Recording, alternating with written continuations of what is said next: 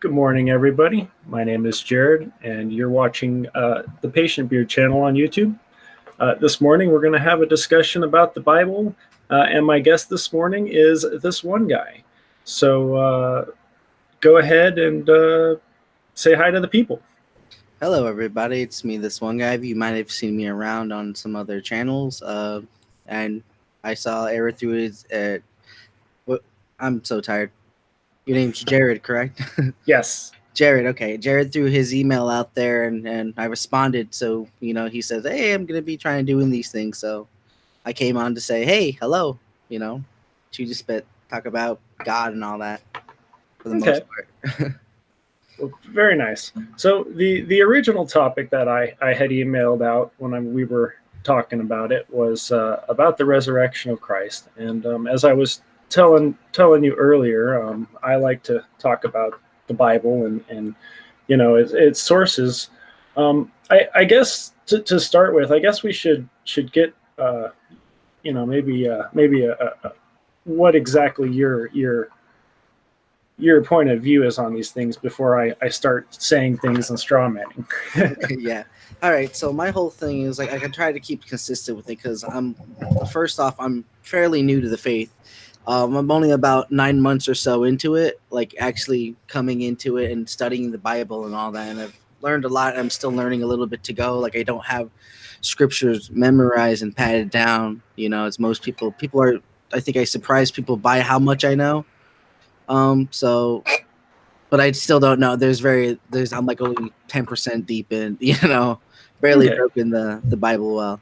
But So I don't conform to modern Christianity in a sense. So I'm not. I go off of the like what's it called, non-canonical books of the Bible. So I use okay. that along with my worldview. So you accept some of the Apocrypha into your Yeah, into your doctrine there. yeah.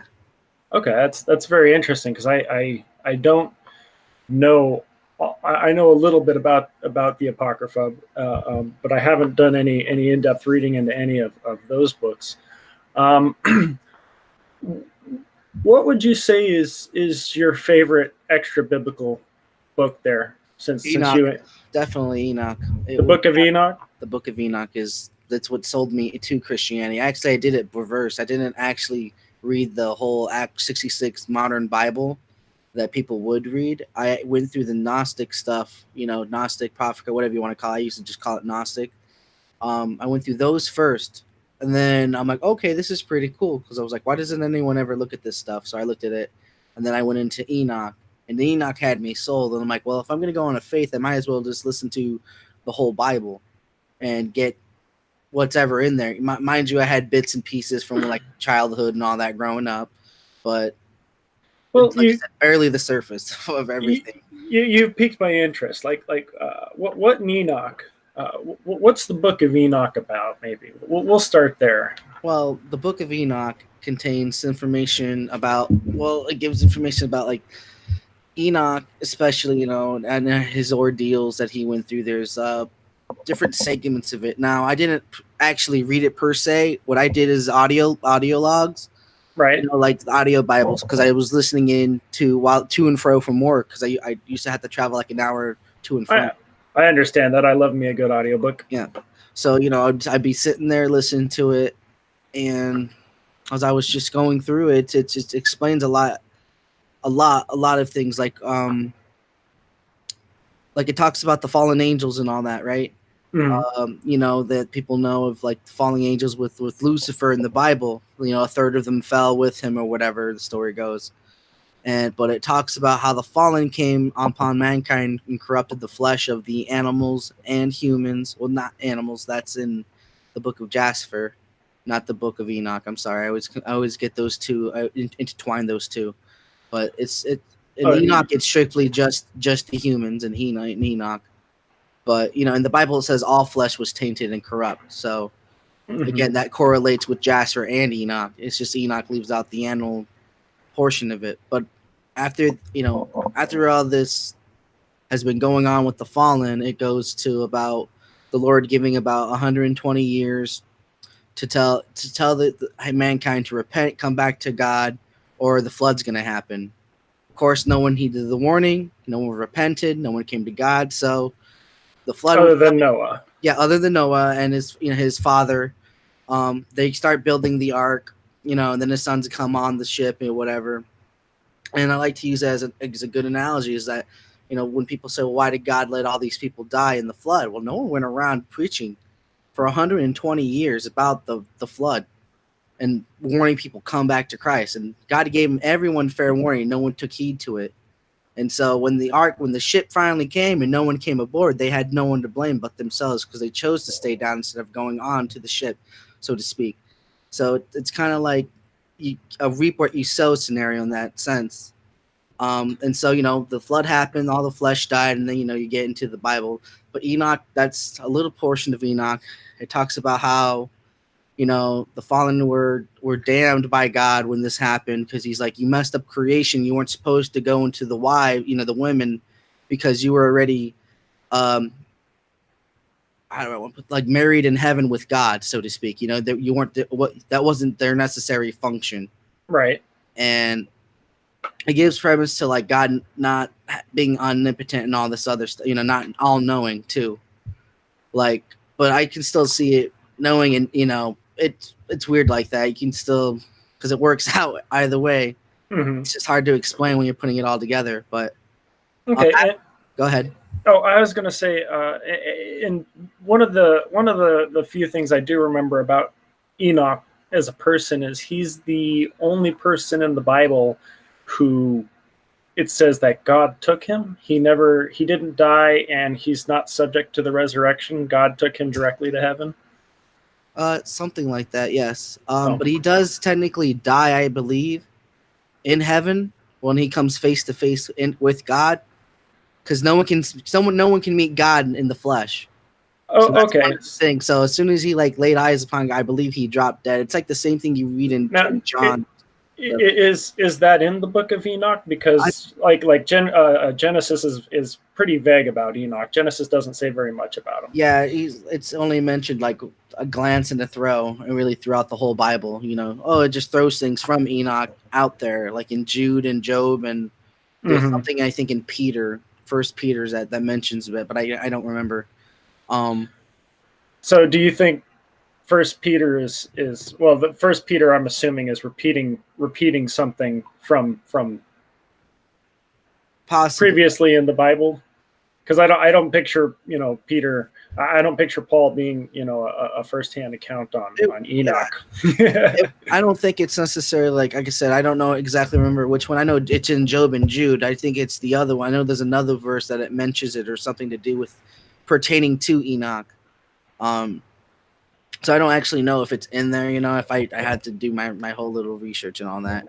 Because he definitely seemed like he was some kind of revered. So it was, yeah. Enoch was like the first of the righteous, as it's described in the Enoch and the chosen, because he came, did these great works, and then pretty much was like the first King Solomon, so to speak.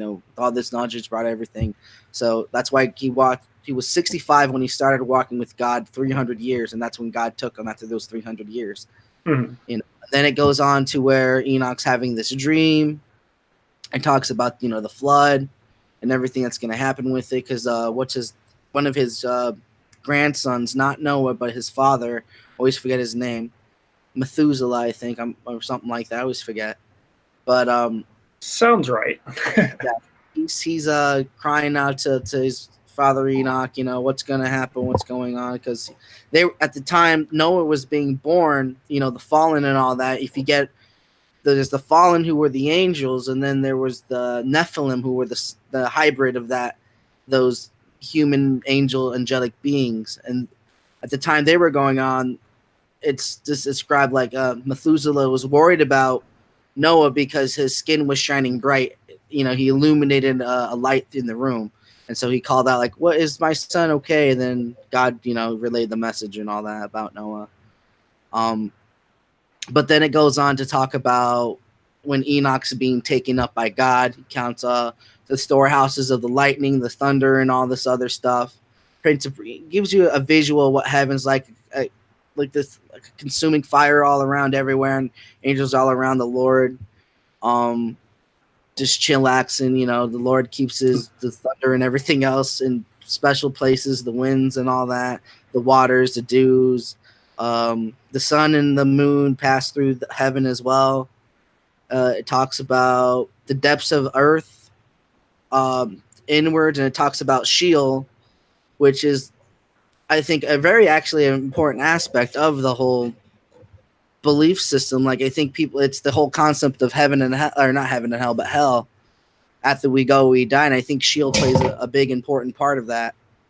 And it describes it, and you can kind of correlate what it's saying in Enoch in that version with the Revelations of John, and like what it says in a little bit, or not in Revelations. I'm sorry, not the Revelations of John. Well, I think it's called the same thing. I don't know, but yeah, and that's kind of what had me sold on it, because, like I said, I knew bits and pieces of the Bible, and when I heard that, I'm like, I probably should just get into the Bible more and find out what it says. And like I said, I've been learning things off and on, and like, yeah. All right. Well, all right. Well, so to kind of bring in some of the historical and previous mythology kind of into play here. How do you feel? Have you read or heard of the gist of the Epic of Gilgamesh? Hmm? The Epic of Gilgamesh. Have you? Yeah, Okay. I've heard it. Okay. And what is your opinion on that? Considering that it tells effectively a flood myth with a man who builds a square shaped boat and puts all the animals on it and goes through all the effort in saving it. What's kind of your opinion on that? As far like do you think that like the flood happened as Noah describes it, or like a flood happened that is described mythologically?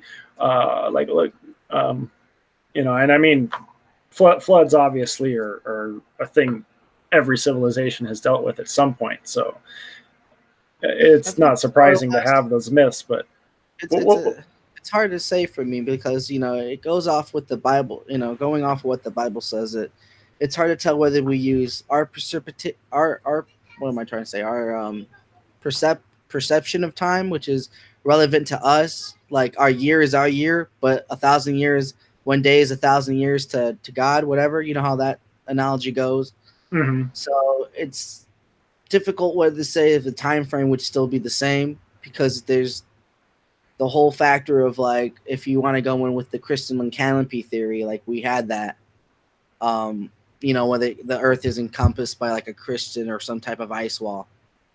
I don't know if you've heard it before. Well, I've heard a lot of different models of the Earth from a lot of different sources. The two major prevailing ones seem to be the round Earth and the flat Earth. Of some variety. Do you subscribe to a flat Earth model, or do you believe that the Bible is describing a globe when it describes a round Earth? Only in Tolkien do I believe in a flat Earth. Okay. I'd love to believe in a flat Earth because of Tolkien. That's the only reason I'd give it premise, just for the Lord of the Rings. That's it. I was just saying, you brought up the ice walls, and that was just kind of what made me think about that. Yeah, the ice walls. I know. I heard with them, and the whole Antarctic and all that, which is still interesting, But still, it even says in the Bible that the Earth is suspended from nothing. Mm-hmm.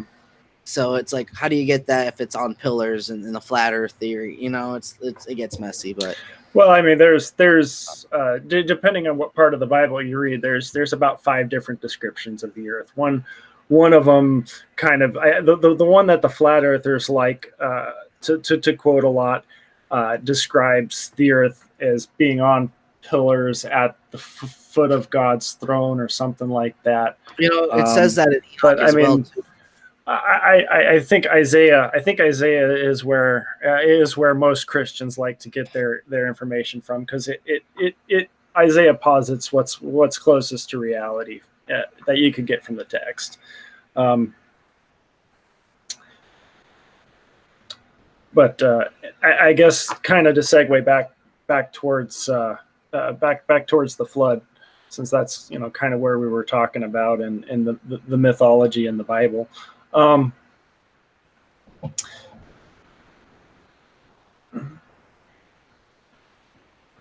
not sure if I want to ask you more questions about it, or if I kind of want to attack it.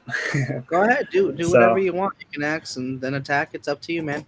Okay. Well, have you done any reading on the scientific problems with the flood, with the whole flood narrative as it stands? Oh, go ahead. What do you think would? Well, I mean, there is an article that anyone who's watched half of my live streams or so, I like to reference it. It's called Noah's Impossible Journey, and it goes through all sorts of different major issues with the flood. One of the things that I like to bring up most often is more for its comedic value, is the fact that Noah's Ark only had a 1 meter window that was supposed to serve as its light source and its ventilation, and also the hole that you would be shoveling animal poo out all day. And I like to bring it up because the design of the Ark would have filled up with methane, and then it would have just taken a spark from some fabric somewhere from someone walking through to blow the whole thing out of the water, and that's assuming that the animals didn't suffocate from it that's first. True. So well, I mean, what's your opinion on some of the scientifically more improbable things like that? Tell me where you can find gopher wood for one thing, and then once you tell me where you can find gopher wood and what its properties are, then we'll see about what things are possible with gopher wood.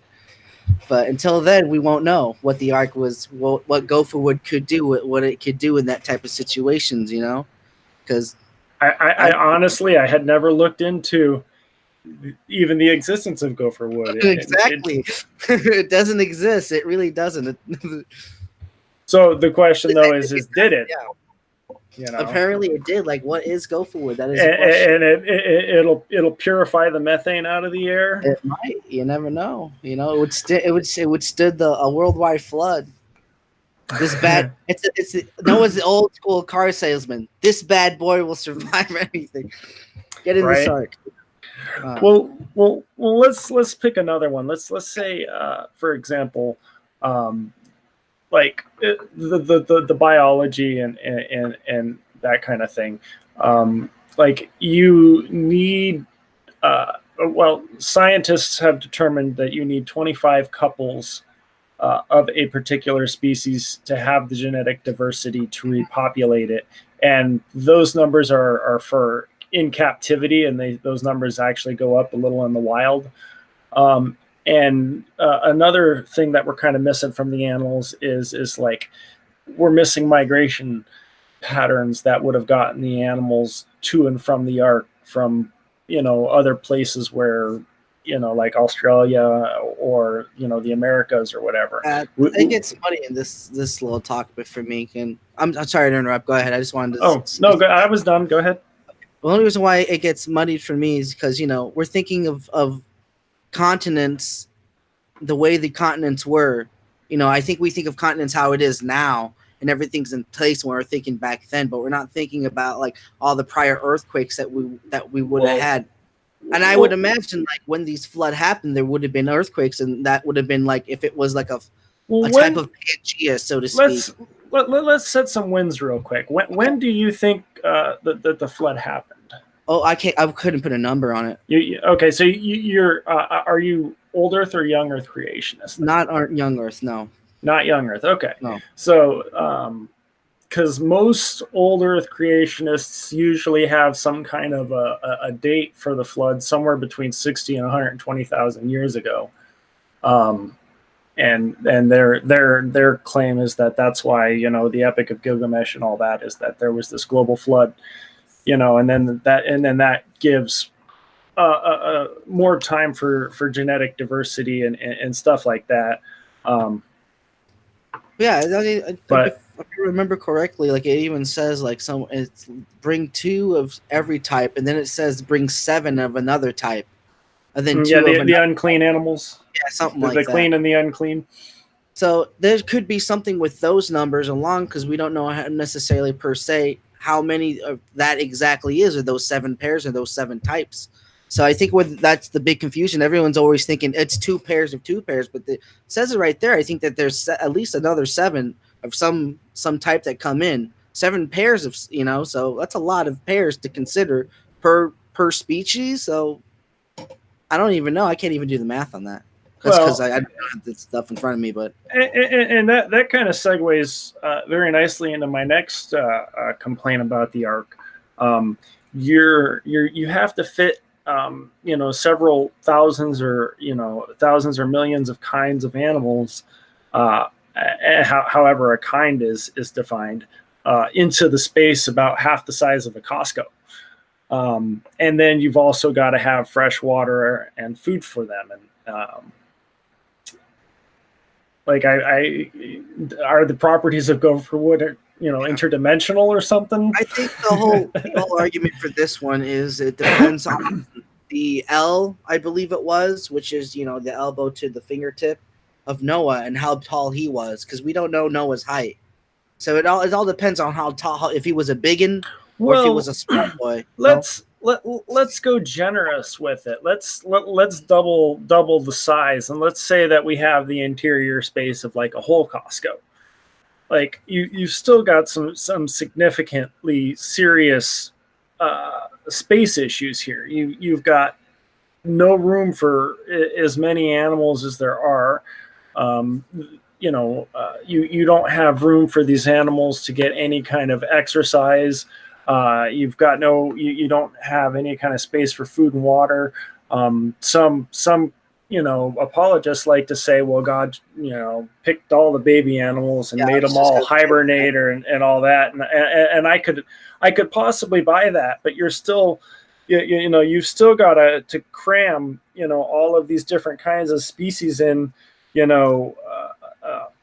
into this tiny space. And I still see, this double arc overflowing, with animals,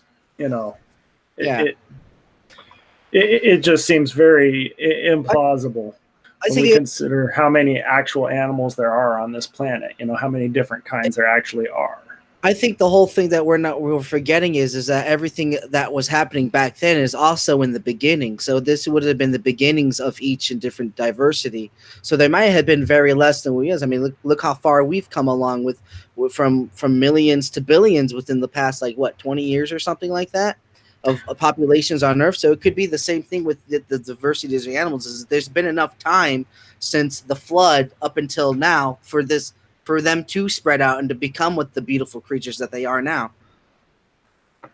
Okay.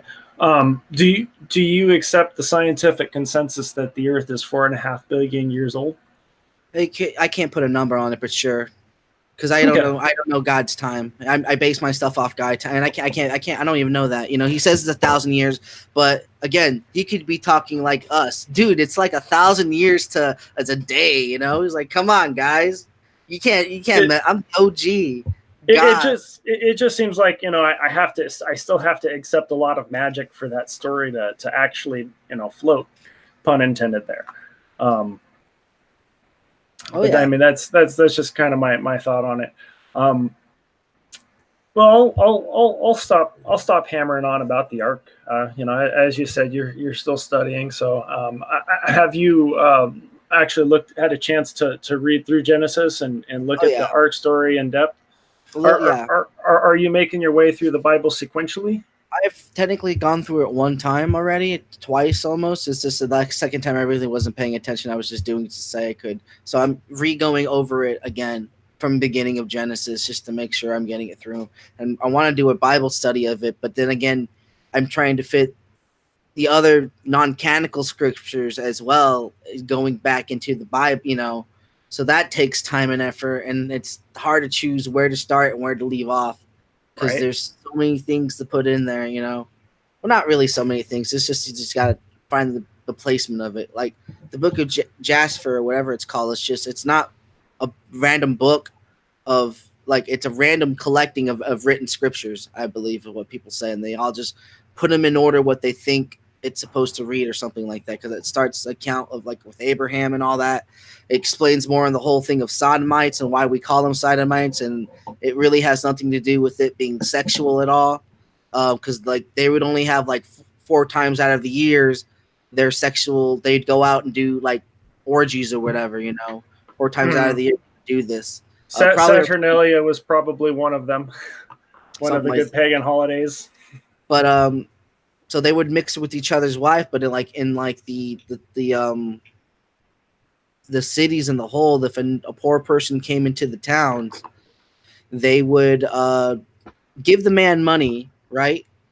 They'd give him money, and then the other shop owners or whatever you want to call them would see the money that would give him, know that it's their money, and not offer the man anything in return, So they'd bet on him because no one would be feeding this man or accept the money that they gave him.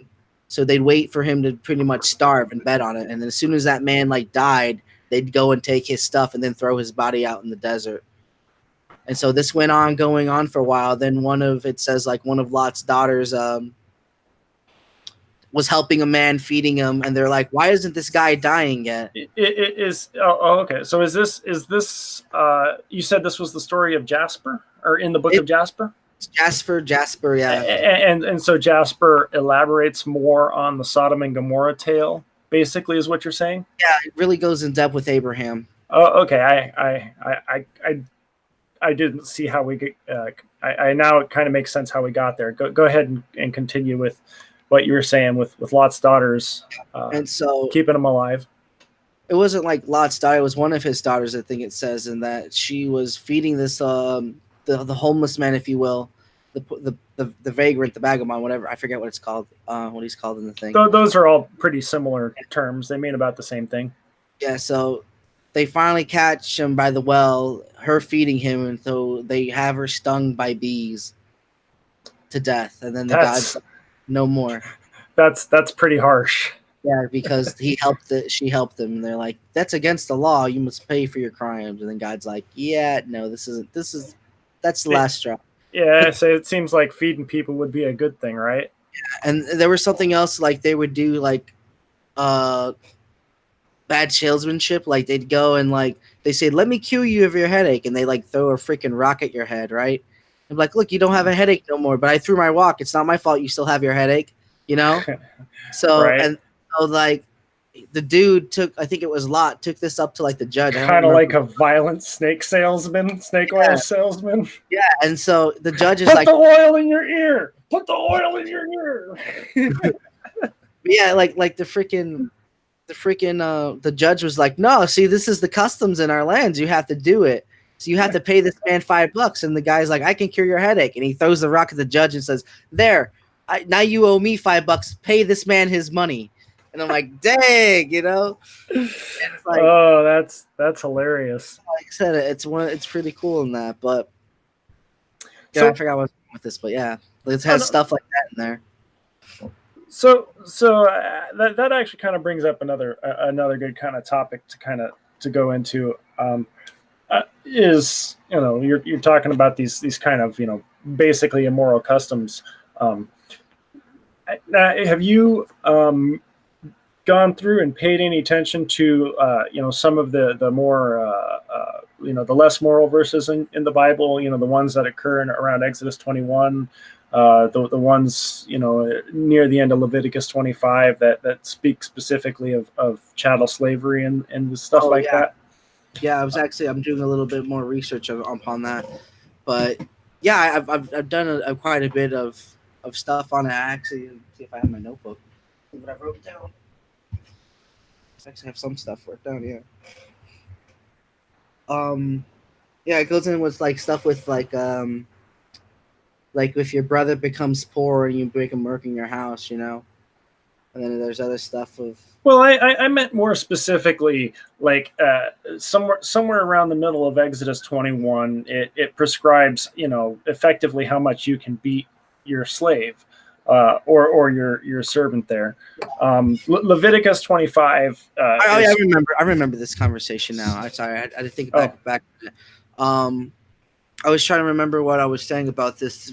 Why that I think that was put in there is because of what they were, what I think what was going on at the time, and of the whole slavery thing. So let's say you're a Jew, right, or whatever, Hebrew back in the day, and you're supposed to be the shining light and shining beacon for people, so to speak, right? Because you're with God, right? It makes sense. And so you go to these other nations, right, to buy slaves, correct? Mm-hmm. Now, as soon as you go and buy those slaves, let's say you free them right then and there. You bought them, now they're free. So the slave, being the slave, they're like probably real joyous. You gave me my freedom. They probably do some indented servitude or whatever. What can I do? And it would be the Jews like, where can I go? Blah blah blah.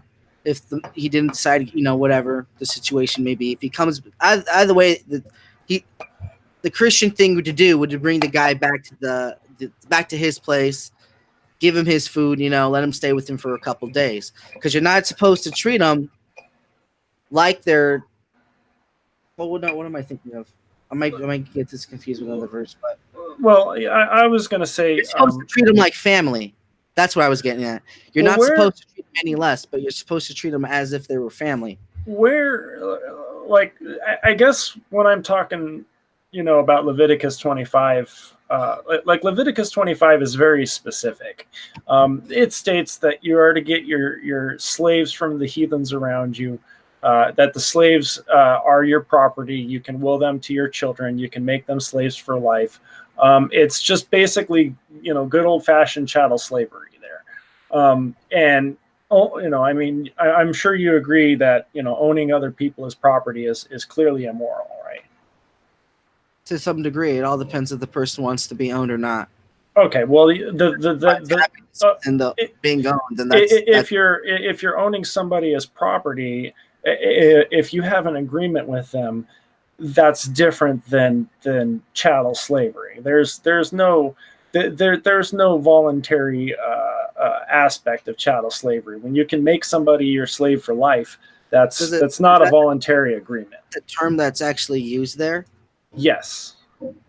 That is the term used in Leviticus 25, 44 through 46 are the verses. I can pull them up.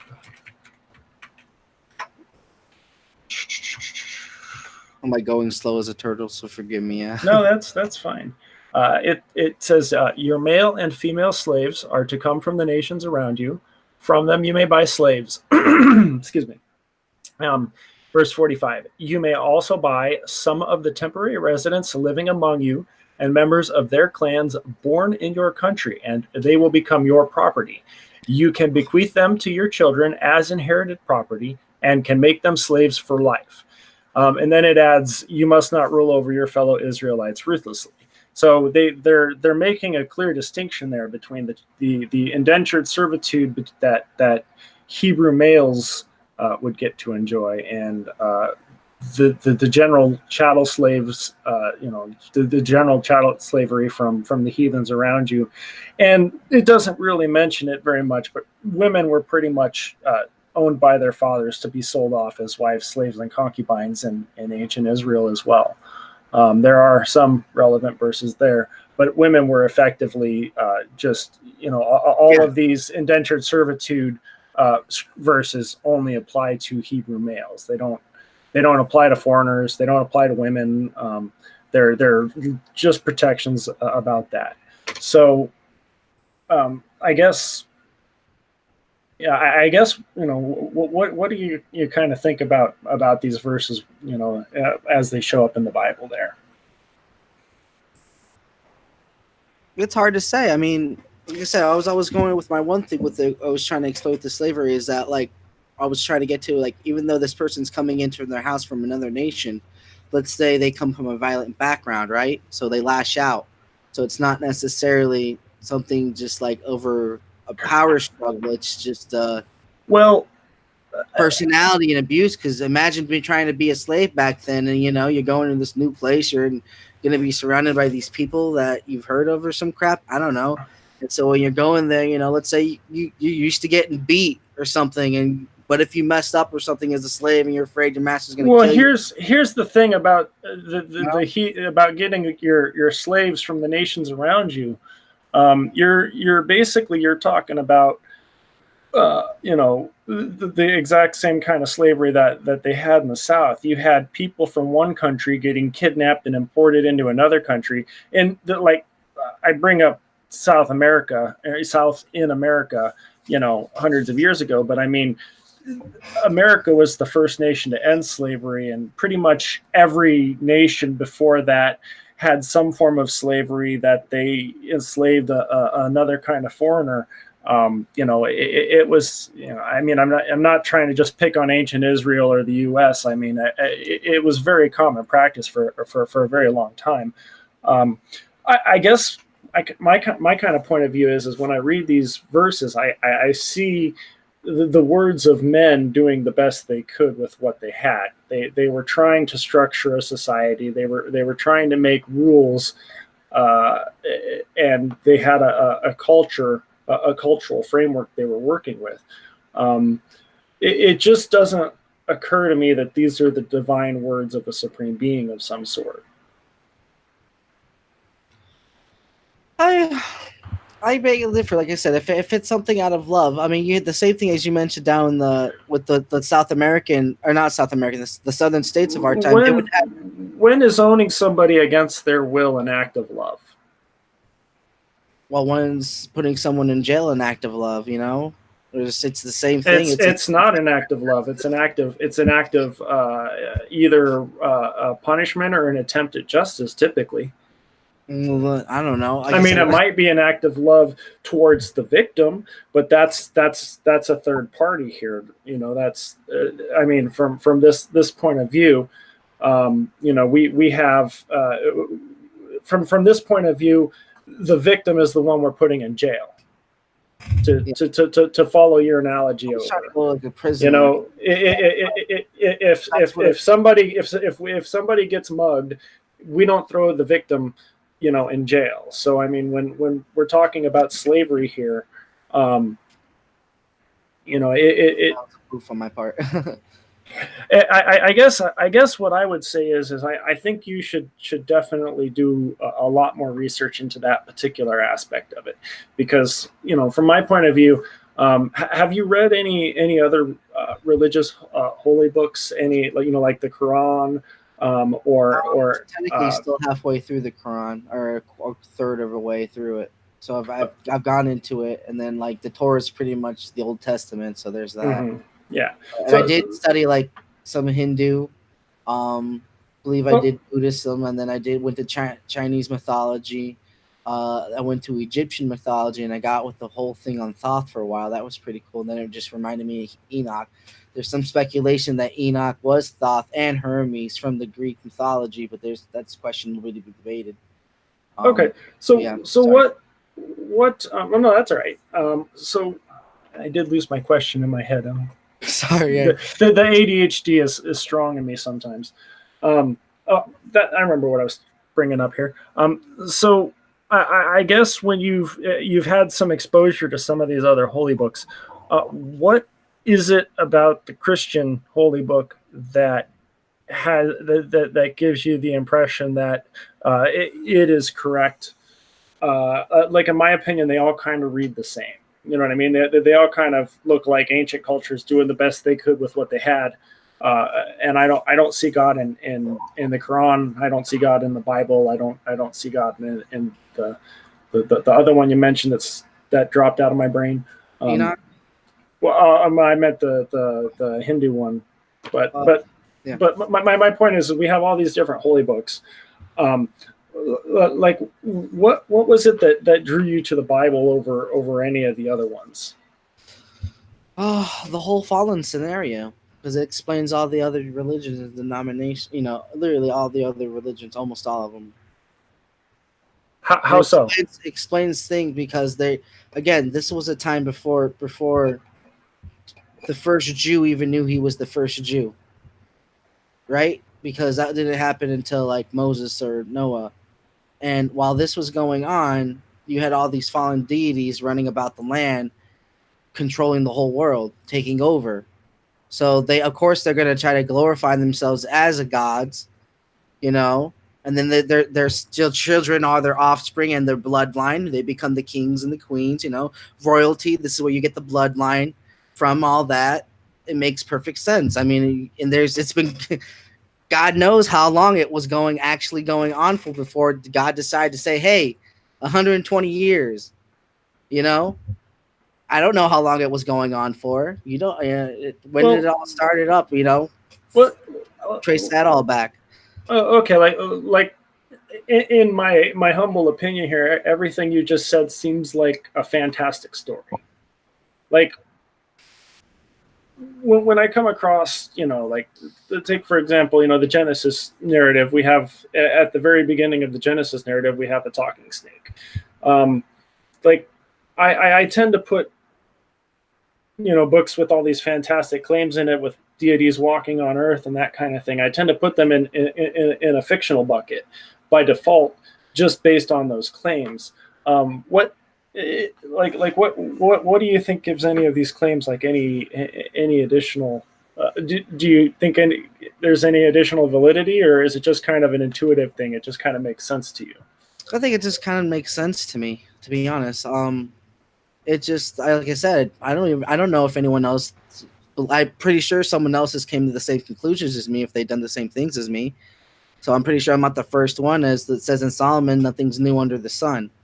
So, and, you know, if you put everything alongside with it, there's a lot of like kind of snake worship around the whole world too. Like you see it a lot. And there's that, you know, snake is usually representative of evil and all that. You can get not necessarily. some There was Moses erected a copper snake, if I recall correctly, to deal with some kind of poisoning that was going on. And then extra biblical, I believe that there is a medical symbol with a snake in it. I could be wrong on that one. The whole thing with the but I mean,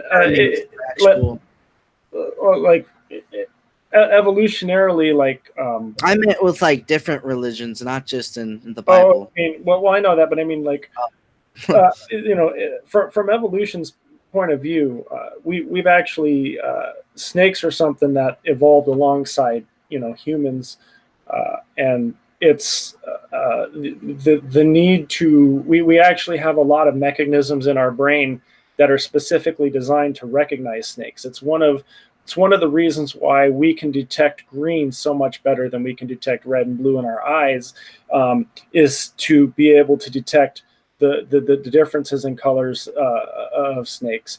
And it's also why, if you've ever, you know, walked around the corner, the lower half of our vision is tied to a spot in our brain. And like if you've ever walked around the corner and you looked at a hose and you jumped for a second, that's the instinct in your brain that's designed to recognize a snake on the ground in front of you. Mm-hmm.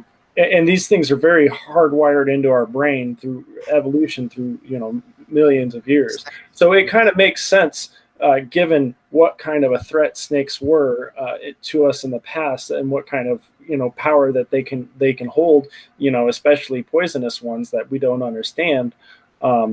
It kind of makes sense that they would get deified in mythology, along with, you know, a lot of other you know, animals and stuff like that. I like to think of it like the whole thing. I'm sorry to interrupt you. No, go ahead. I was going to say, I like to think like I think it's in Ezekiel when he's talking about like the horses of chariots and the flames.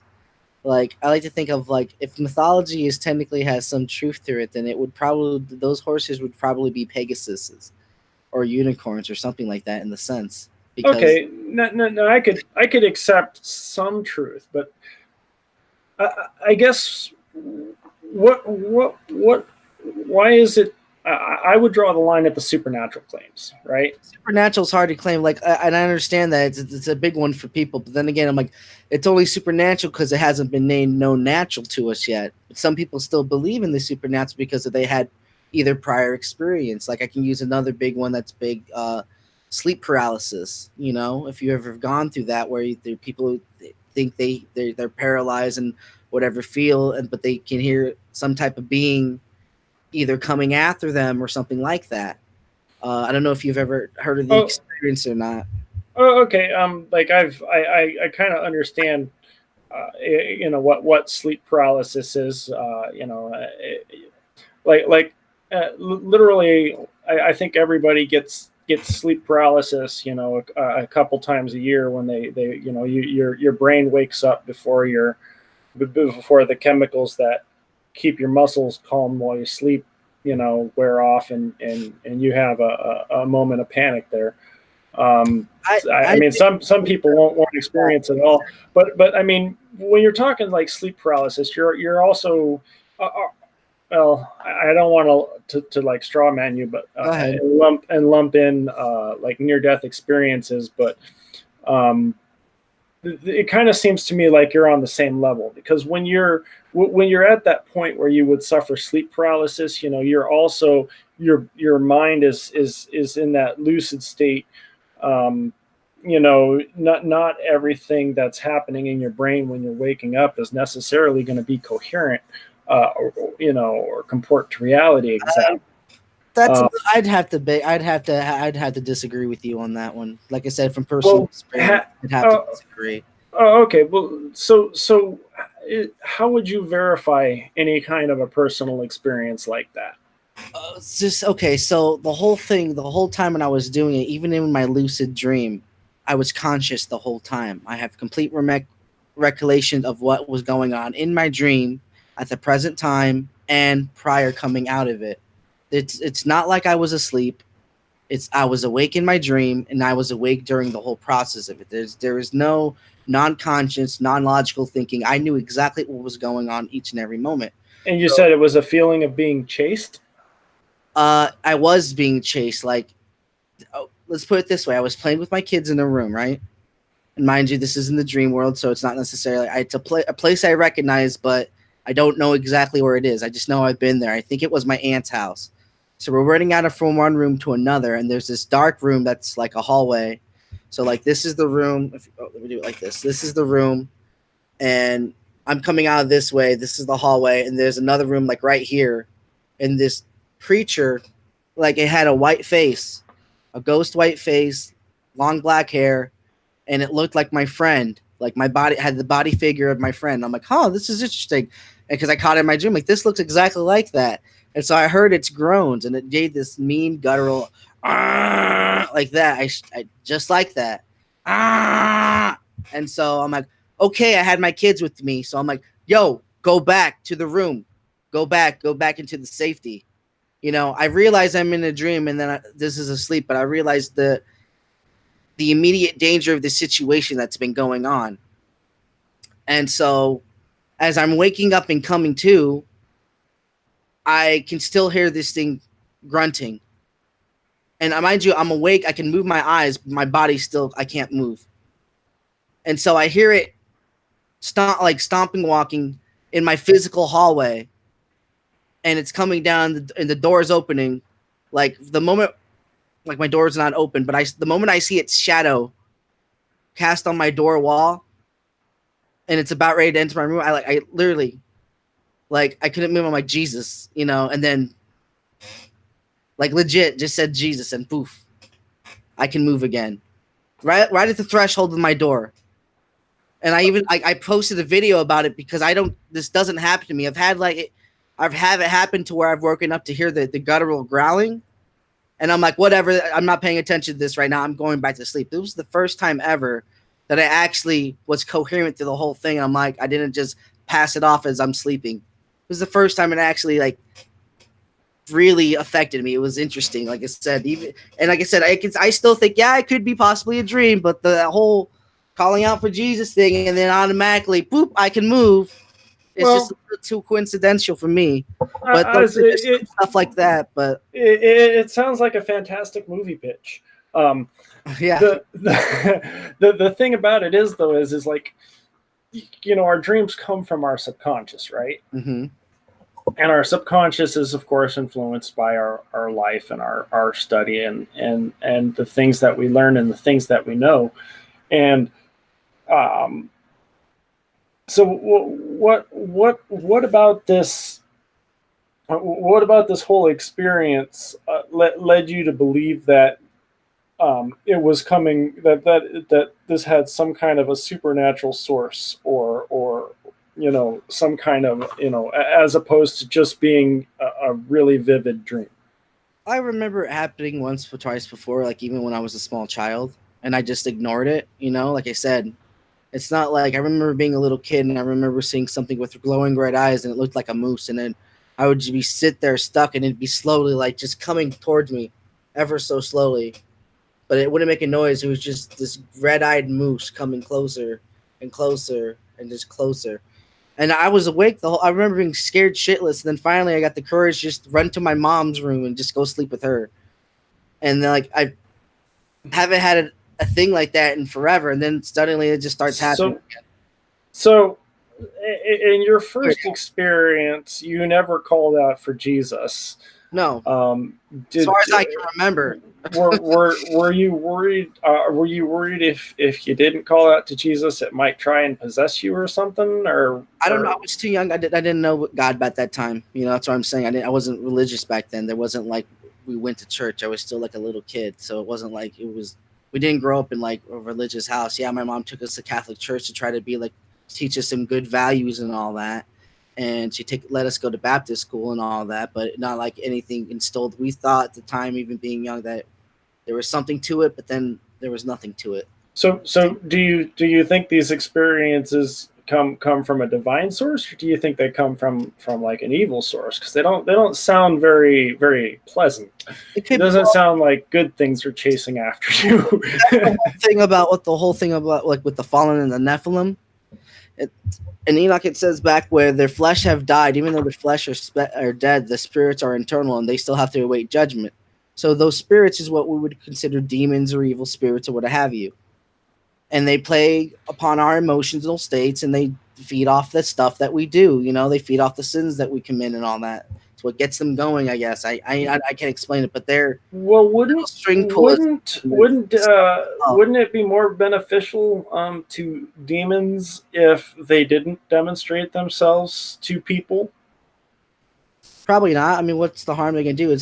My point is like, you've had these experiences because some kind of evil is haunting your dreams, and you're interpreting this as as having a supernatural source, and you're using that to kind of validate God.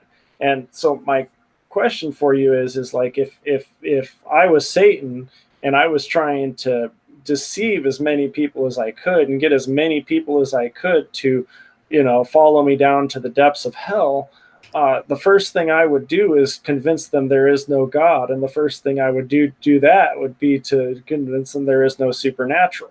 And that would mean an elimination of all of these near-death experiences and all that kind of stuff. Well, not the near-death experiences, but that would mean I if I were trying to get people not to turn to God, I wouldn't scare the shit out of them while they were dreaming. Does that kind of make sense, or am I just? Again, if it's feeding off the negativity that you feel on this, like if it's feeding off the fear, then yeah, it would be more inclined to feed off the negativity. The more ungodly you become, the more they love you, because the more they can mess with you. Okay. Is there anywhere in the Bible that suggests that demons feed off of negativity or fear or anything like that? I would probably say not in the 66 books of the Bible. But everything I've read in the Bible, it kind of points to the goal of Satan and the goal of all of his demons is to bring as many people down with him as possible. not to feed off of their negative energy, not to intentionally scare them.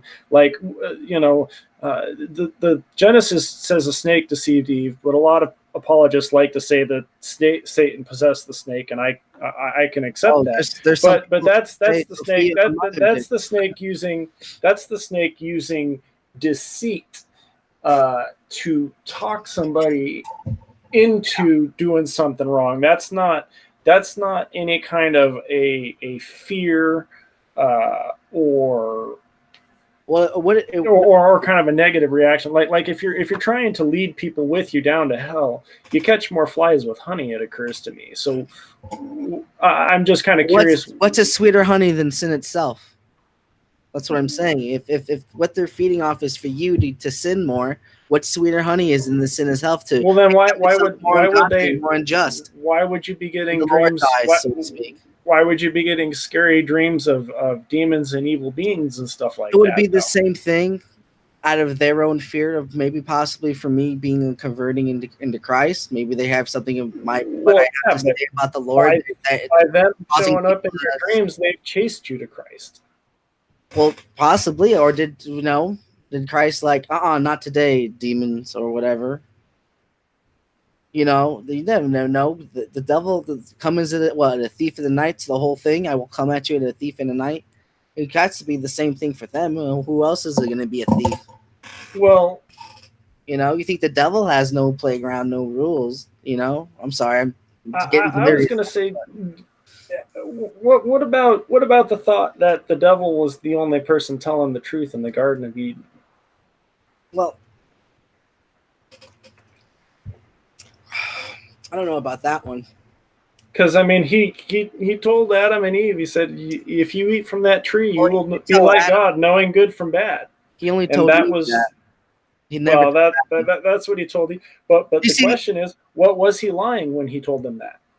He didn't per se lie to Eve. See, because God said, "Don't eat from my tree." I guess so. He didn't. God didn't say this is the tree of knowledge of good and evil, and if you eat from it, you'll have the knowledge of good and evil and be like God. And I don't want you to eat from it from these reasons. He just said, "Don't eat from that tree." And the snake comes along and says, "Hey, that tree is knowledge. That tree can give you morals and help you, take control of your life."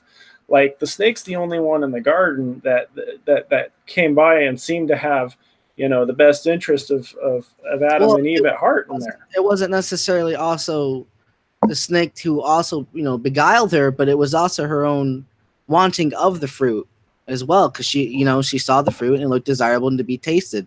But the thing is, she didn't desire it till the snake pointed to it. But the snake is still the only person telling these people, what's actually going on here. As I was saying, I believe God only told Adam not to eat the fruit, but never told Eve. So if Adam only related, hey, don't eat this fruit, or if he didn't, then the snake comes along, because we don't know how long this time period's for. We just assume it's in one day. So the snake comes along, and she eats the fruit. She sees it. She goes to bite it. Adam, either knowing what the fruit is and eats it anyway. And that's when God comes in, or the voice of God, I should say. The voice of God comes in and he's like, "What are you doing eating this fruit?" He was walking around the garden, I believe, if you're reading the words, because at that time God went walking around through the garden. It's like, it's not. It's the weird thing about it is I think it's referencing the Jesus Christ in that, because it says the voice of the Lord God, or something like that. Voice of God was walking, and it's like, why would the voice of God be walking? Well, God's walking in the garden. Going kind of back to the historical, point of view of things. A lot of the older books of the Bible, Genesis, the Pentateuch, and all that kind of stuff, they tend to make references to Elohim. Elohim. It's basically a pantheon of Jewish gods, and then what happened was somewhere around King Josiah's reign. King Josiah came in, and he was a Yahweh cultist, and Yahweh, was the tribal war god of the area, and he's the one that came along, and when with King Josiah's reign, that was when he found, quote unquote, the lost book of Leviticus. I think it was Leviticus. Don't quote me on that. Google it. Anyway, he found one of the books of the Pentateuch, and that was where we get the "You shall have no other gods before me" line. And that wasn't that was the beginning of the monotheistic tone of the Bible. But at the time, they were still polytheistic. You could still have your other gods. You just had to make sure that Yahweh was the top god, and that you were going and doing Yahweh's penance, and that he was, he was the Donald Trump. He was the patriotic symbol of Israel, and I mean it kind of shows in some of their wars.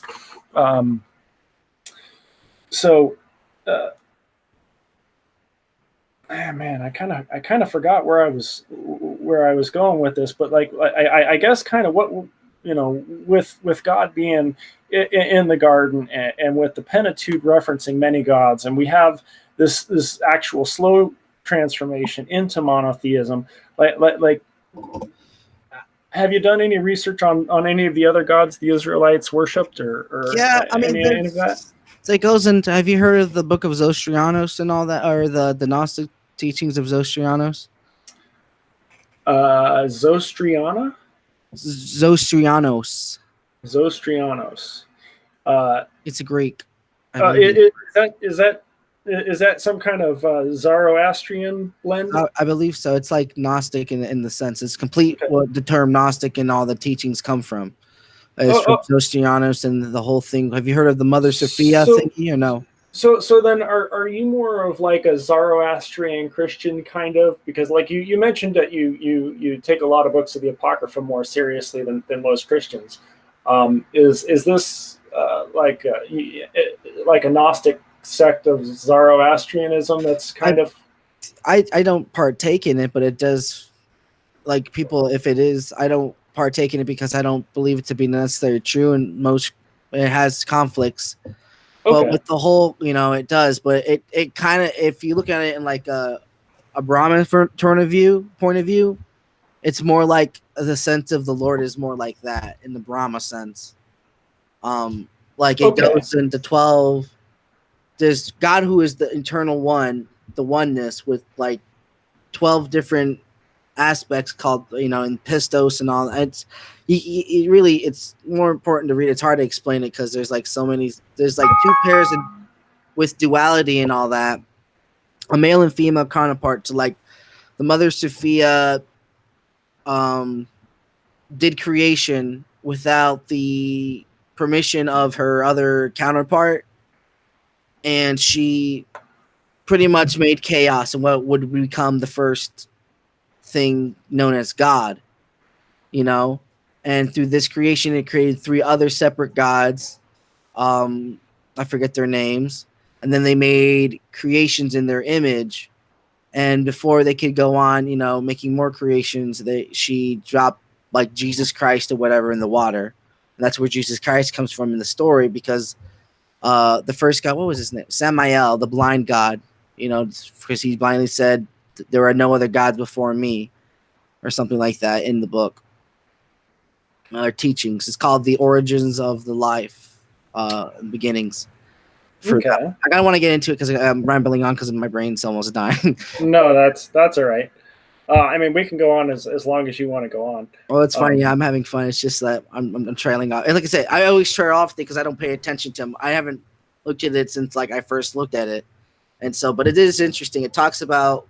I'll try to like sum it up without going too fast, but it talks about how God became these things, and then the knowledge of Sophia and forethought came into the earth and was trying to get man to leave, and then she becomes a tree, and then like even Adam are like just drone humans or whatever, and they eat of the tree, which is wisdom Sophia. She gives it to Adam, so they have the wisdom.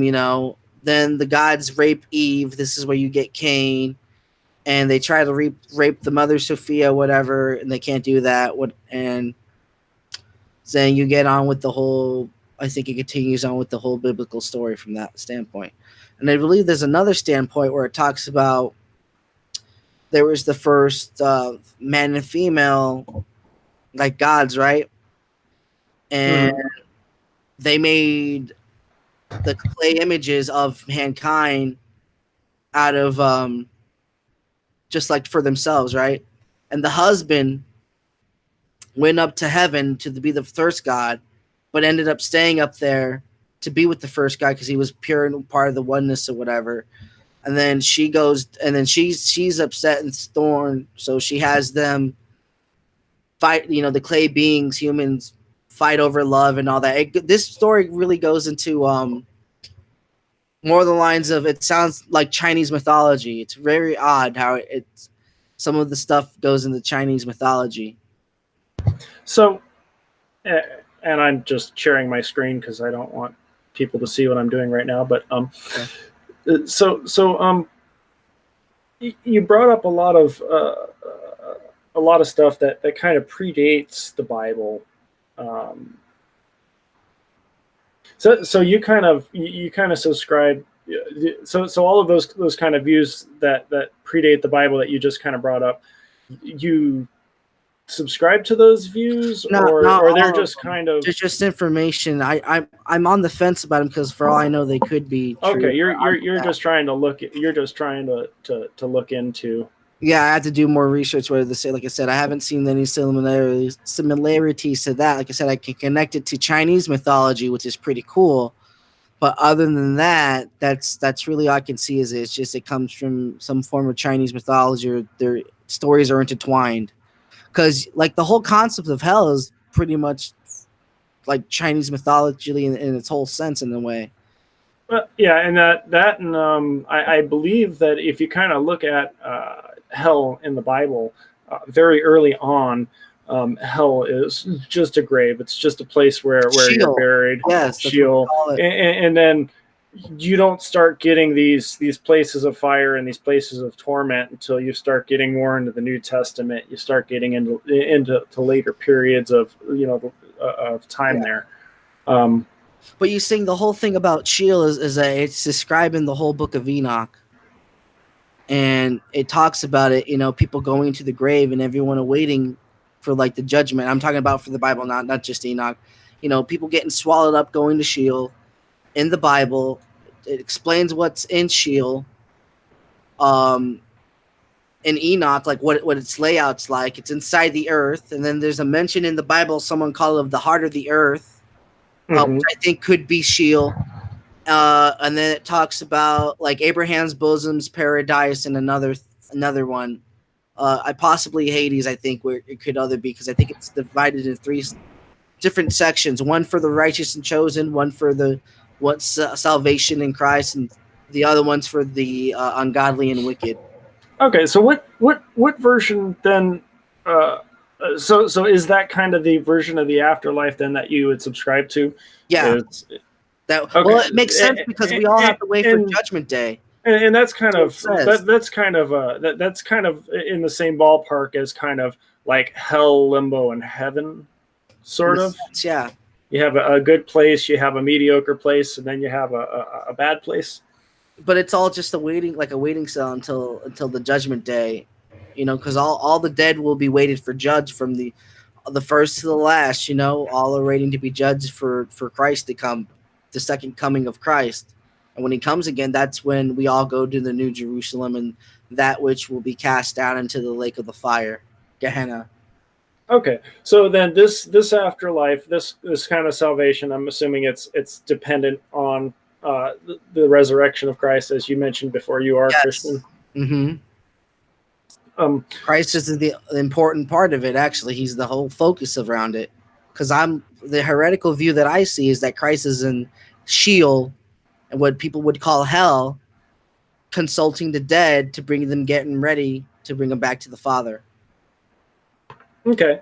Like as a redemption or something, because he's Christ the Redeemer, so it makes more sense that way. So he's going to redeem your soul, at least in hell, so you don't perish forever.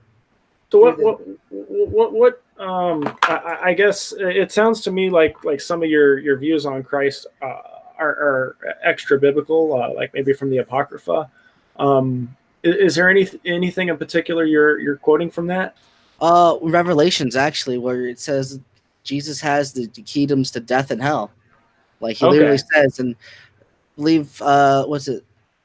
I forgot who said it, but it's some I think it was C.S. Lewis or something like that said the gates of hell are closed from the inside.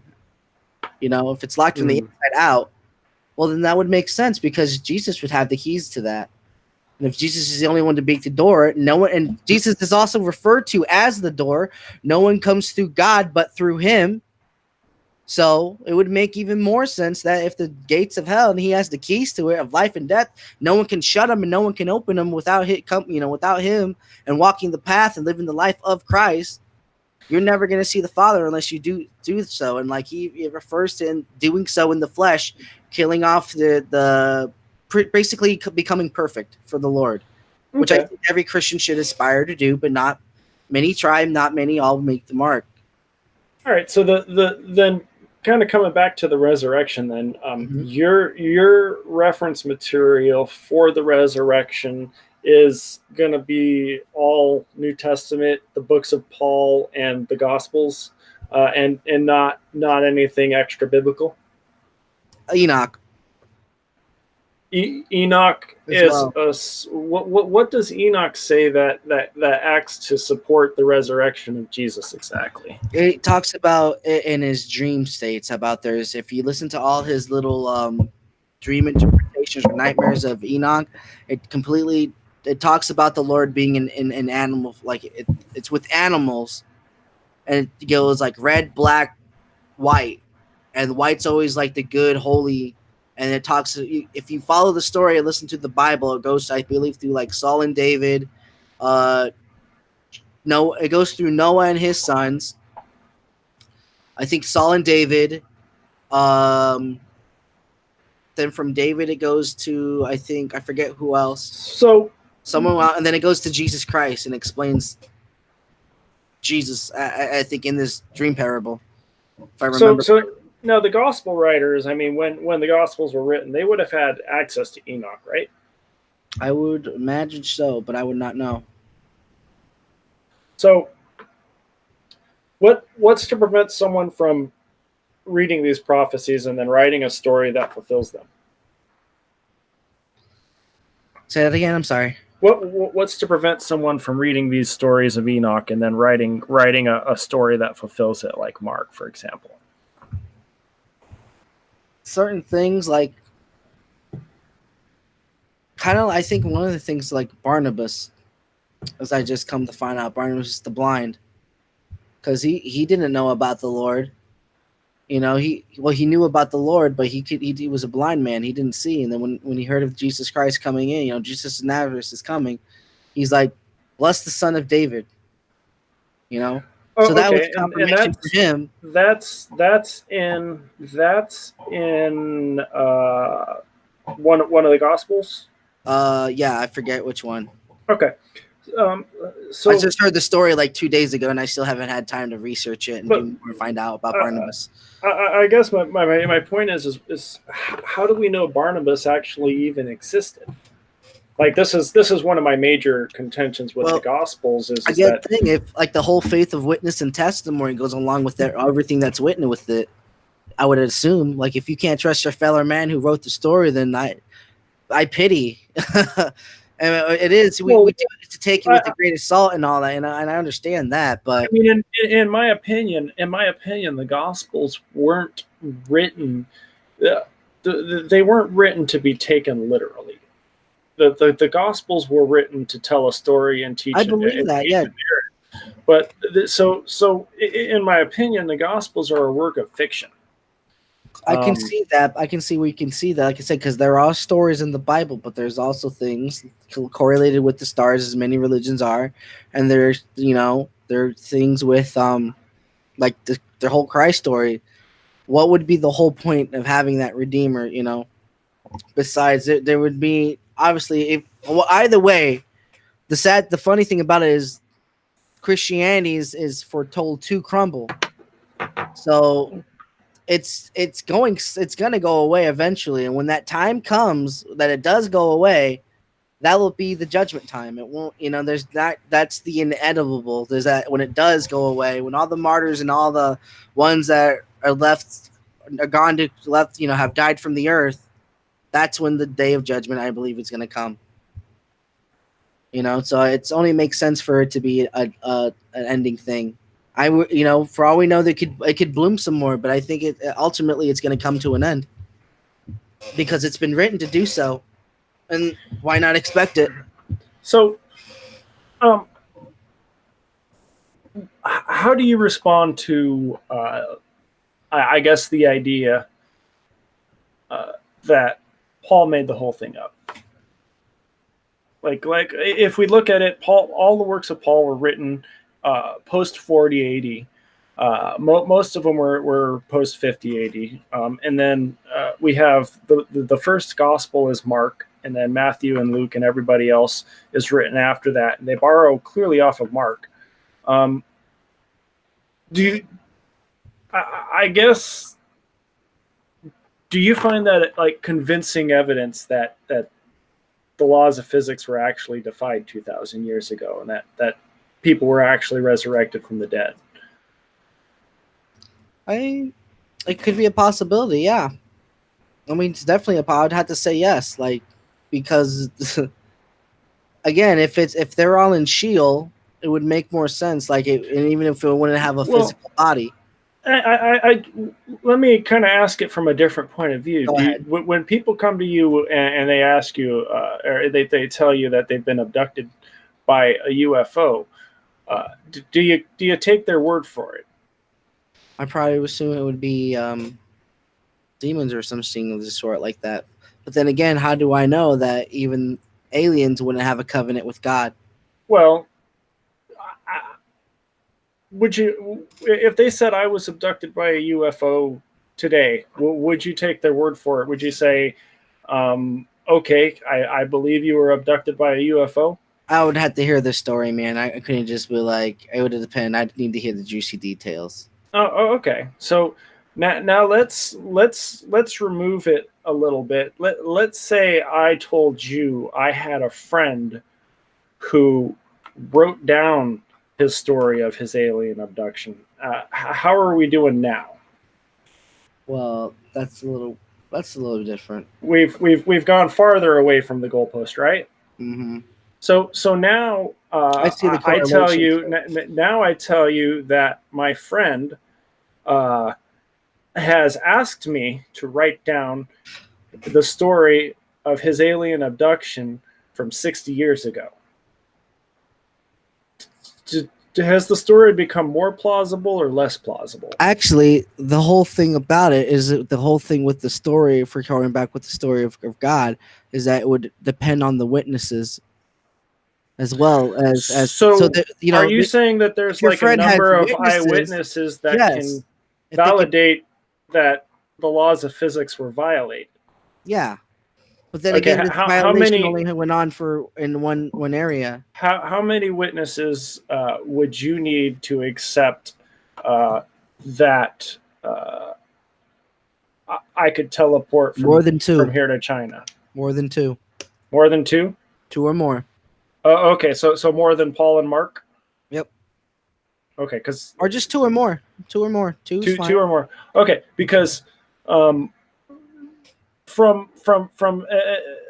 now, let's back up even a little bit more. Okay, let's say my friend had a vision of somebody else's UFO abduction, and he asked me to write it down 50 years after the fact.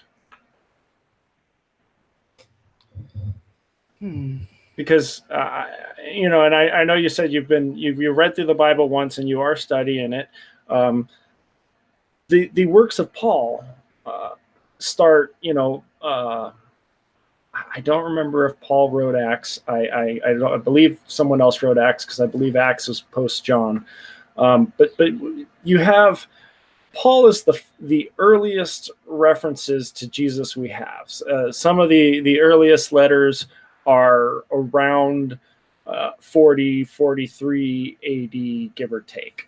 And you have Paul's conversion story, where Paul has a vision on the road to Damascus. You have a couple of verses where Paul references getting his information from no man, but getting his information directly from spiritual revelation from Jesus. So the earliest references to Jesus we have in the 40s and 50s, 10 years after he supposedly existed, are visions from Paul. Did you catch all of that on like the first read through, or I mean, have you been able to like disassociate that? Because I believe that the construction of the New Testament, you have 4 or 5 first books are by anonymous authors. I believe Luke and Acts are attributed to the same anonymous author. You have the works of Paul is everything after that, except for Revelation, which is by someone called John of Patmos. So we have, if we want to put them in the order that they were written on a timeline, Paul's works were first, and Paul's works were first by a large margin. Mark was written in 70. Mm-hmm. Luke and John borrow from Mark verbatim in some parts. Do you know why that still is? Why that was in the case for back then? Well, I guess based on the construction of all of how the book was put together and when all of these things were written, I would like to know why. If you could still find that convincing that I think a man defied the laws of physics that way. I think the most of it is that, like, when these stories were told around, they were still passed down through oral tradition. Okay, so if something was passed, maybe it's a big old game of telephone, but I wouldn't think so. In this case, well, it sounds like a big game of telephone. Paul's let's just stick real quick to the works of Paul being first, and the fact that Paul never references actually seeing, meeting, or talking to Jesus. I think the closest you get is Paul making the claim that he spoke to James, the brother of Jesus. I think that's that this third party hearsay is about as close to Jesus as Paul actually gets. So what, like, have you looked into the Apocrypha books with the Gospel of Thomas and all that? I am very interested in what you have to say about the Apocryphal. That seems to be your area of expertise for the moment. Well, sadly, yeah, I don't know all that bit too well, but I'll have to make you read it and have you back on. I definitely will, because, like I said, I have them saved on a playlist. But I was gonna say, if we knew the age of those, and if we could correlate those to the stories of the New Testament, that portion, maybe there might be more insight as to what's going on, because there were secret teachings that were going on in the book, in the secret books, and some other forbade knowledge of God or Christ and God that I forgot, because, like I said, I haven't listened to in a while. So there might be something as to why Paul, if it says Paul never met him alive, because Paul could have been another disciple coming along the way and met him after the fact of the death and after the resurrection, which would explain why it would come 50 years after and prior. Because there is a time that the Lord said he was going to come back and talk, I believe, in the Bible. So how come nobody at the time wrote any of this down? Again, like if I saw somebody defy the laws of physics, I would be whipping out my cell phone camera fast. Maybe not everyone knew how to write back then. Maybe it was only for like priests or something. Like, I can't say. I don't know the history back. Well, except that we had we had educated men following Jesus around. We had Luke following him around, and Luke was, I believe he was some kind of educated medical professional. is what a lot of scholars like to say. They say that Luke was good for using a lot of fancy words, and he was good for being descriptive and somewhat knowledgeable on certain things. So Luke was assumed. Whoever wrote Luke was assumed to be somewhat educated. So if and according to the Gospels, what was Luke's profession? So I know Matthew was a tax collector. That's math. I assume you would have to learn some kind of basic documentation skills. I think Paul was also like a murderer or something. Like he was a killer or something like that. Well, Paul started his life as Saul, according to the texts, and he was commissioned to persecute the Christians, and he was going around and basically, finding priests that he could hang them high, and his job was basically to push the Christians underground and keep them suppressed. And then when he was on his road to Damascus, his donkey saw an angel and stopped moving, and Paul got off the donkey and tried to drag the donkey along. I know that story. Yeah, I assume that he got kicked in the head somewhere along the way, because he's the only person who saw the angel after the donkey. And it was after that he changed his name to Paul and went on to become a Christian instead of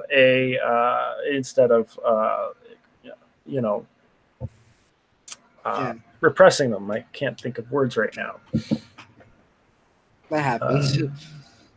So according to the letters of Paul, Luke is mentioned as a co-worker as the beloved physician. So I'm assuming doctors could write back in the day. I could be wrong on that. I was trying to get to my live stream so I could see the chat, but there's nobody in there. I'm almost just looking at it. Oh, okay. That doesn't surprise me for like the first stream, right? I'll be your first thumb. Yay! There we go. Yeah. Now I got to find it to look at it.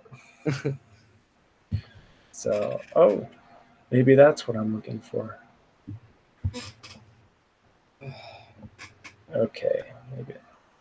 But yeah, I definitely got to get more into scripture, like I said, because I can only hold up so much in an argument with the. And everyone starts throwing scripture at me, like I don't even know them all that well.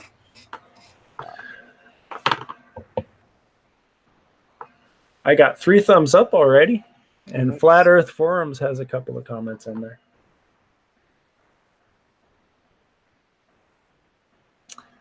The rain was fresh water, and the lie is, he said, you will surely not die. You will not surely die. Oh. So he was listening live. Yep.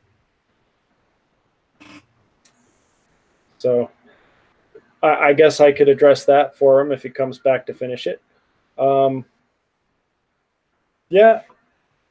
I suppose that's true.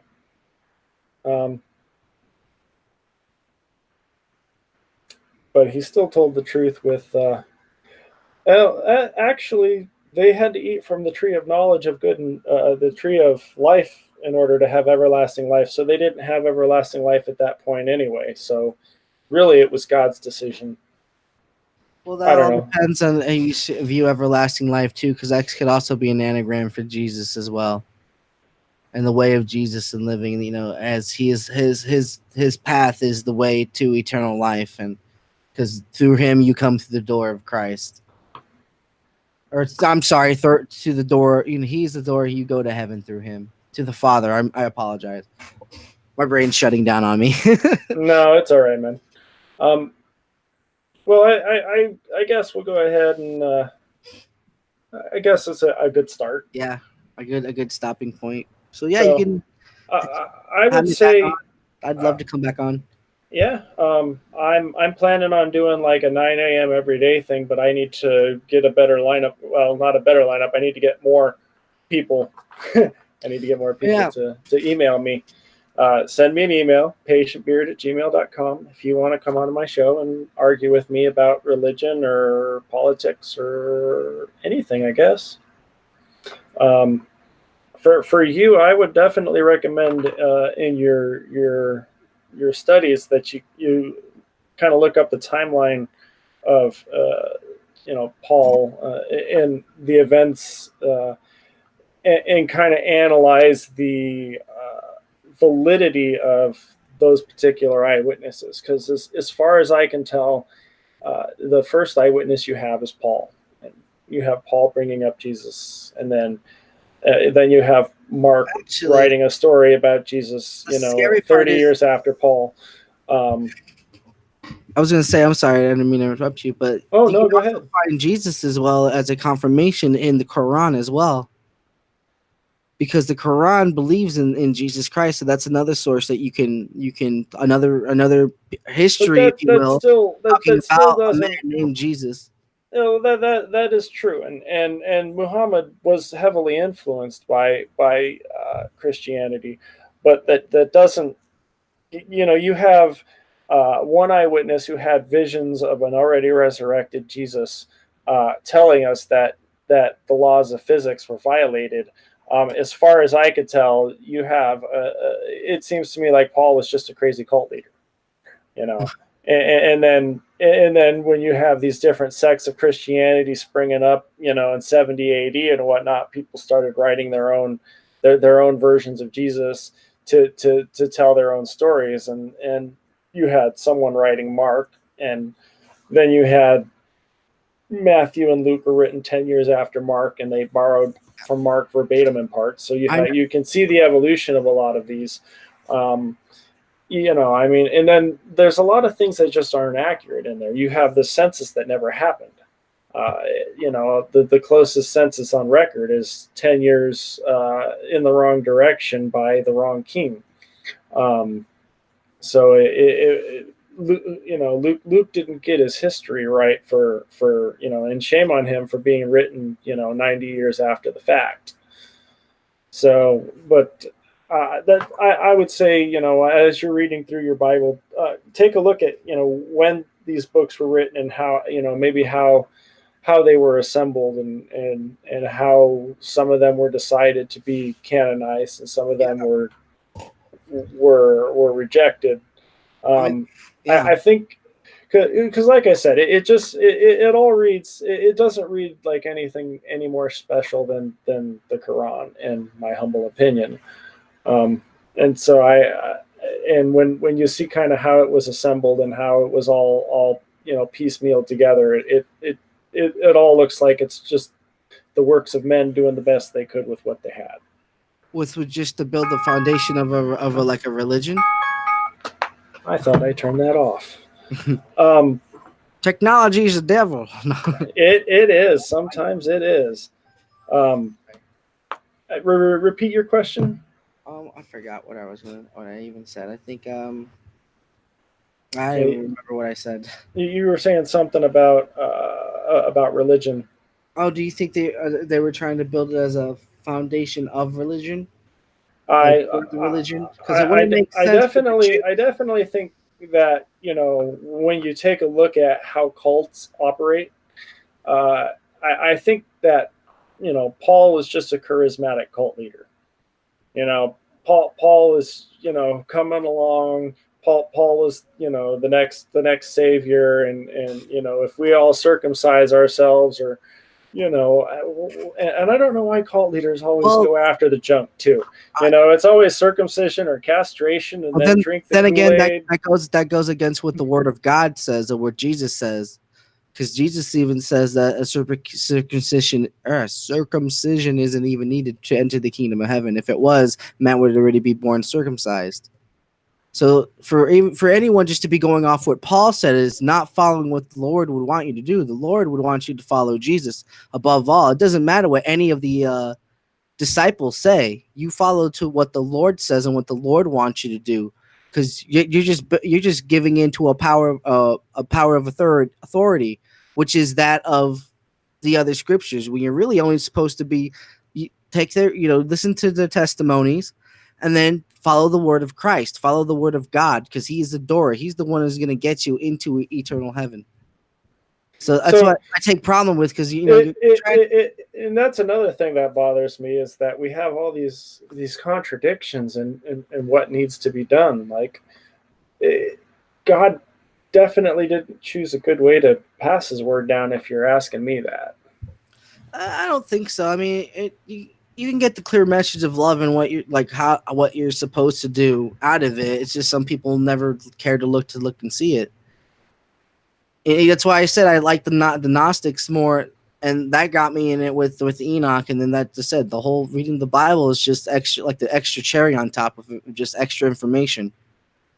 Because I'm pretty sure I probably could have done more stuff with the Gnostic text and doing what Jesus said in those, and how to be and how to become healthy, and like a so-called perfect being, so if you will, being your perfect self, as the messenger like the reveals like to say. And I came to this conclusion on my own before I even went to him and found him, about like getting rid of sin, I guess, if you will, from yourself. You find it in the Bible, and I think it's the factor that everyone misses, is just this little gem that's in it that just teaches us how to get into God's graces. Like if you go along with the story, it makes more sense to do, because like, at least for me, it's not like I'm doing this out of faith, is what I'm saying. It's my faith, my testimony to the Lord to be how I am, to continue this walk that I go down. And it'd be wrong to just deny him that glorification to him, of worship and praising. Like, I do this all for his sake and for his name, to spread his love and his knowledge around the best that I can. It's not like, I know I'm Well, running on a bit here, but so it's why? important. It's important, it's a true meaning to what Christians and what it means has been lost. I believe, not to some still hold true, because it even says in I think it's Galatians or Proverbs, those who hold in the spirit of the Lord, against such there is no law. And that's going by the law of the 10 Commandments and all that, because you wouldn't need to follow them, because you're living in the light of the Lord. And So you'd be a sinless person, so to speak. I mean, there's another one that says, Proverbs, who can say I have made my heart pure from sin? and when It's you another look at, passage. and you've looked at, you said you've looked at some of the teachings in the Quran. You've rejected the Quran, am I correct? For the most part, actually, when it does say about love, yeah, it's pretty much on the same part of it. I was actually thinking about becoming a Muslim before I looked into Christianity, and then it kind of just toned on me. I'm like, well, I should probably look into this first. And then I slowly never got back into looking into the Quran. So you kind of picture religion based around your perception of that religion's view on love. Well, through Christ's love, yeah, it was weird. Through God's love, I'm sorry, not Christ. Well, same thing. Gosh. So had you looked into, say, Mormonism? Mormonism isn't technically a denomination, because they do things differently. But yeah, the Church of Jesus Christ of Latter-day Saints. no, I haven't actually looked into them. It's like there's something about the whole salvation thing and how it's inaccurate. Oh, okay. I forget. So I guess I'm trying to get you to take off the rosy colored Christian glasses for a minute, because when you look at the Mormons, you can sit there and you say that they're not correct and this is clearly fraudulent. And I look at Jesus and the works of Paul and I say this isn't correct. It's clearly fraudulent. Like how would you respond to me? I guess the basic claim is it's just it's just a Bronze Age book written by men. It doesn't have anything special over the Mormons, for example. Yeah, and that's the thing. It's like what Jesus says. It says that he didn't come to he was the division, and we see that division through the denominations of Christianity. And but we just have the word of Paul to go on for all of this, written after the fact. well, not all of the word of Paul. I mean, there is Well, I mean, Paul is the first. story. Paul is the first reference to Jesus we have. Everything after Paul, was written 20 years minimum after the fact, and that's the book of Mark, and that's our next reference to Jesus, and that's the first references to any of the actual life and times of Jesus. Like,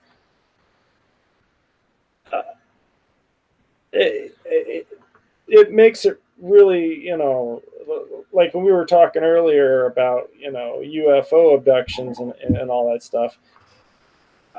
Like I guess I was just hoping maybe when you're looking at the Bible, you could try and look at it more objectively. Maybe start from the point of view that this is a book I know nothing about, and then read through it, and then try and see if you would come to Christ after reading all of it. I probably would. I mean, the main message again is like what they said about Christ, and it's the stories is from the New Testament. It's all about Christ, correct? And then you just go off what Christ said. You look back into again the Old Testament, verify what he says, see if it's still in there, and it does. It holds up. Even like I said with the other things, it still holds up. Well, like what in particular? I couldn't name anything off the top of my head. There's stuff that when Jesus says, and then it goes back into like another problem. Like his instead, if you think anyone knew the Bible, it would be him. Okay. So, but like even with the things with like the parables and all that. How does any of this wisdom get us to actual resurrections and actual laws of physics being defied? It does. It's part of the story. It's part of the story. Even though it's 20 years removed, based on third party hearsay. Yeah. Based on the claims of one cult leader. Sure. Okay.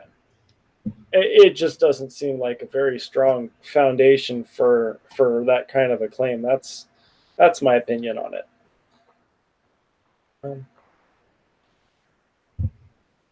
That's okay. Well, I didn't know if there was anything else you wanted to talk about. We've definitely kind of gone through the gambit, haven't we? Yeah, we have. That was fun. So, not seeing any other comments or questions to respond to in the chat, I guess I'll end the broadcast here. All right. So, is there anything else you wanted to say before we go off the air? Any plugs, any channel plugs or anything? People know where they can find me. Okay, I'll email me a link. I'll put it in the description. Alrighty. So, and yeah, if you want to download this and mirror it or whatever, that's cool. I'll just add it to a playlist. I usually do. All right. Well, then we're gonna go off the air now. All right.